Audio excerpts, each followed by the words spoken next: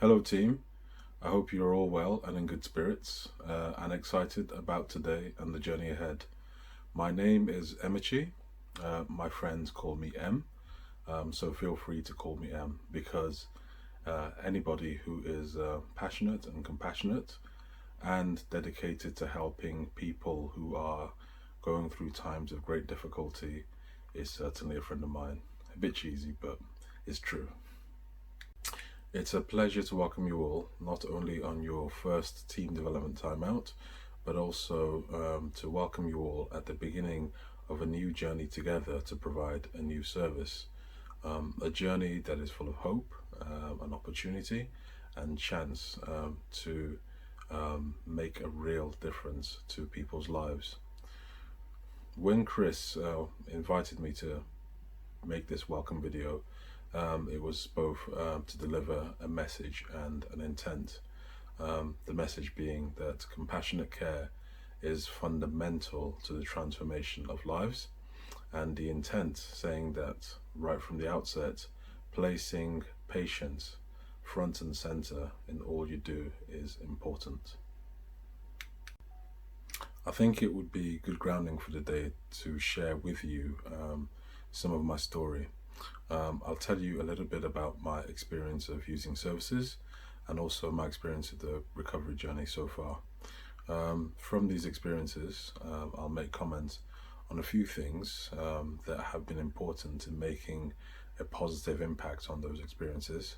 I'll share those few things, observations, comments with you, and I'll leave them with you to consider and maybe to work into your own day-to-day practice with service users. My experience with mental illness began back in 2002. At the time, I was in my early 20s and I was a student. It began with a period of depression. I wasn't even aware that I was depressed. It was as the depression lifted that my friends commented that I was back to my normal self. And I was like, well, I wasn't even aware that I wasn't being my normal self. So that takes us into 2003, where things got more interesting. I soon began experiencing symptoms of what was later diagnosed as paranoid schizophrenia. My life gradually fell apart. I dropped out of university and also gave up my flat and returned to my family home. I returned to the family home hoping to just spend some time pulling myself together and figuring out what on earth was going on before returning to university and continuing on with my life goals. Unfortunately, that's not how things worked out. In 2004, early 2004, sadly, I committed a very serious violent crime. I was arrested, I was imprisoned, and I was tried. As the trial concluded, I wasn't given a custodial sentence, but rather I was sectioned and to be detained in a secure psychiatric hospital indefinitely. That was the beginning of my recovery journey. I was transferred from prison to hospital in late 2004, and I was detained in hospital and treated and cared for until 2009. That was a long journey and a lot of good things happened. But I was discharged eventually into the community, where I quickly, got busy trying to reconnect with life and rebuild my life. And that was what I was doing from 2009 up until 2014, when circumstances seemed to kind of close in on me. My father was dying. I had relationship difficulties. Work wasn't going well, and I had some kind of challenges with my relationship with my siblings. So it was a lot of things were going on at the time, and I couldn't seem to understand kind of how to kind of break through these problems and resolve them. And I made the classic mistake of thinking that stopping taking my medication would be the answer. So what happened then was I relapsed and gradually, and I ended up um, uh, being recalled to hospital for my own safety. I remained in hospital from the end of 2014 up until the middle of 2016 when I was discharged back to the community. I've been in the community now for just over 4 years, and I've made a lot of progress in kind of rebuilding and re-establishing my life in terms of work, education, um, um, relationships, and just living a bit more of a fulfilled life. I'm still under section 3741, so I have a community team looking after me. So in brief, that is my, in very, very brief, that is my experience of receiving services and recovery. So I've been unwell twice. I've been in the hospital environment twice, and I've been in the community twice, and that's a lot of kind of experience to draw on to make the comments that I'm about to share with you. I think there's an awful lot that happened in those 16 years to kind of just to kind of explore in much detail. But there are a few things that I can say that I can pull out from that experience that has been really helpful for me in getting to where I am in terms of my health, my well-being, and my recovery. And those three things are recovery, relationships, and experience. I'll start with recovery. Now, recovery fascinates me so much that I've decided to kind of return to university and study and research how people experience recovery. But I'm only a few months in, and it's going to take me 6 years to complete, so don't expect any profound insights in this video. But what does fascinate me about recovery is that even though it's a word that we all use, and we all have a kind of an innate sense of of what it means and how it's experienced, I've never seen a definition, a singular definition that covers it all. It can be defined in so many ways, and I think that's because recovery can be experienced in so many ways, and recovery most meaningfully is experienced in kind of a very individual way. What I will say about recovery, and I'll share at this point, and maybe in a few years' time I'll be able to share more, but at this point, what I can say is that recovery is not a static thing with a fixed endpoint. It's something that's alive. It's something that's alive, and I'd really encourage you to support people to develop a relationship with this thing that's alive, this thing that's happening in their lives, that's alive.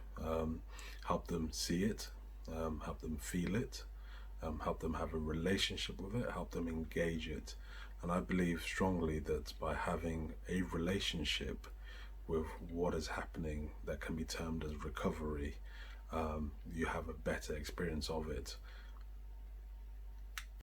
The second thing I'll comment on is relationships. I think you all appreciate that relationships are important, whether that's kind of your relationships with people, or your relationship with your recovery, or relationship with food, or your weight, drugs, alcohol, work, employment, your passions and your interests, your sporting team that you follow. All of these things kind of make up the web of relationships that span our lives.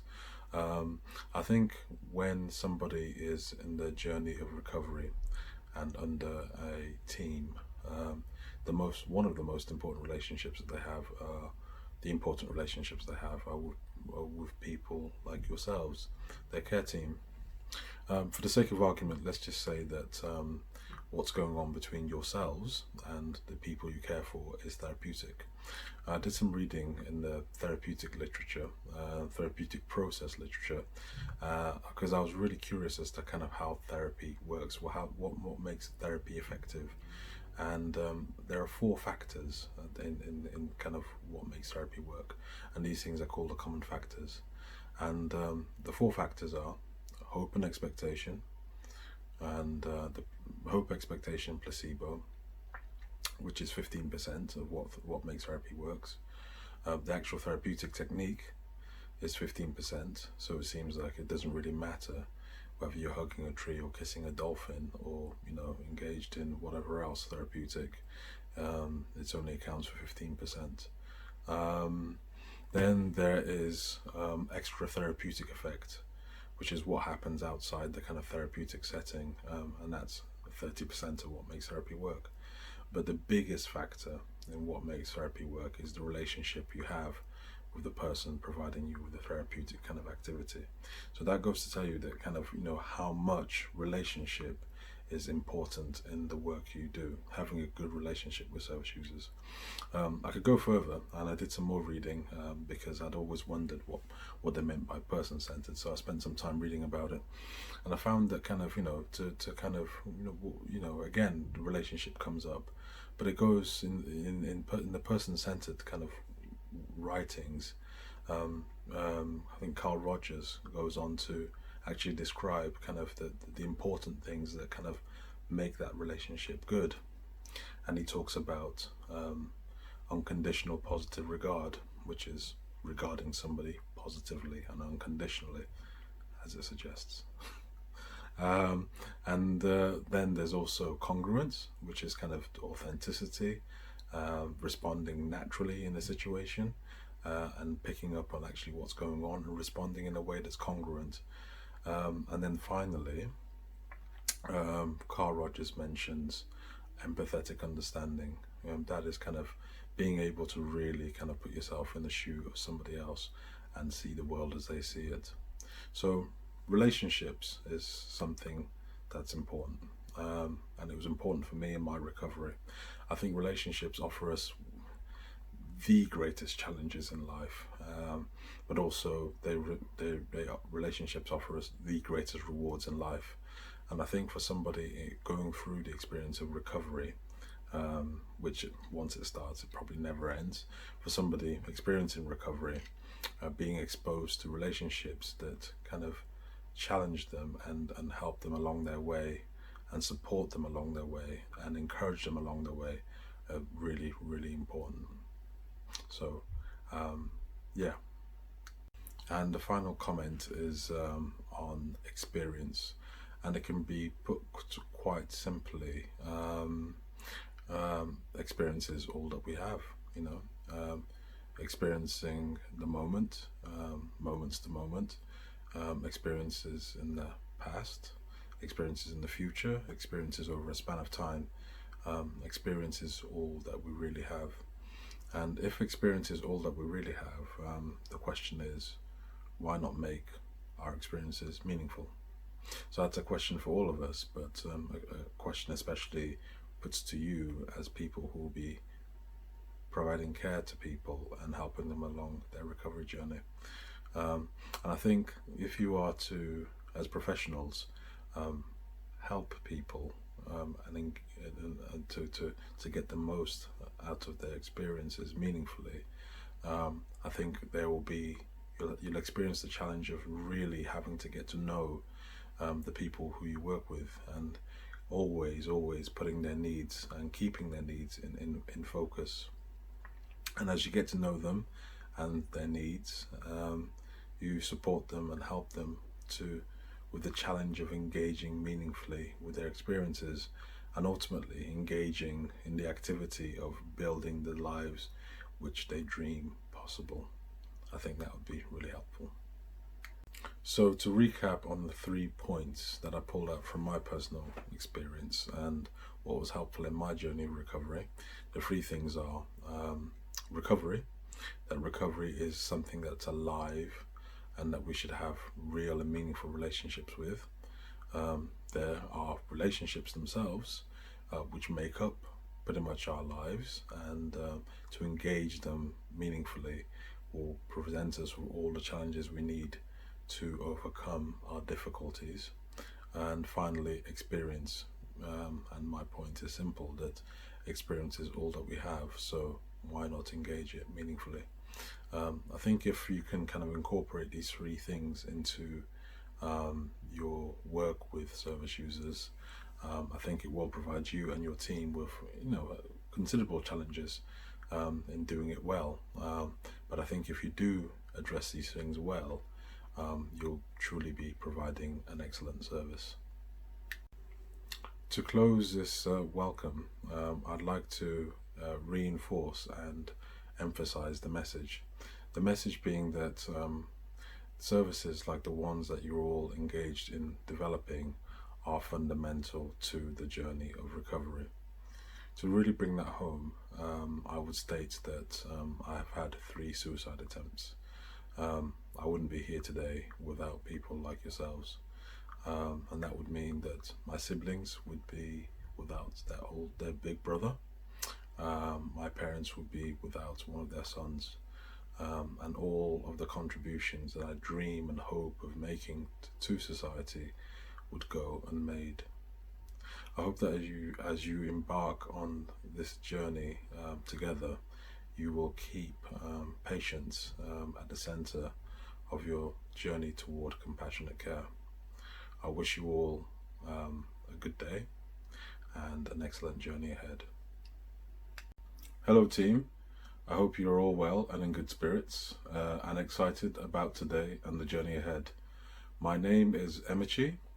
My friends call me M, so feel free to call me M, because anybody who is passionate and compassionate and dedicated to helping people who are going through times of great difficulty is certainly a friend of mine. A bit cheesy, but it's true. It's a pleasure to welcome you all, not only on your first team development timeout, but also to welcome you all at the beginning of a new journey together to provide a new service. A journey that is full of hope, an opportunity and chance to make a real difference to people's lives.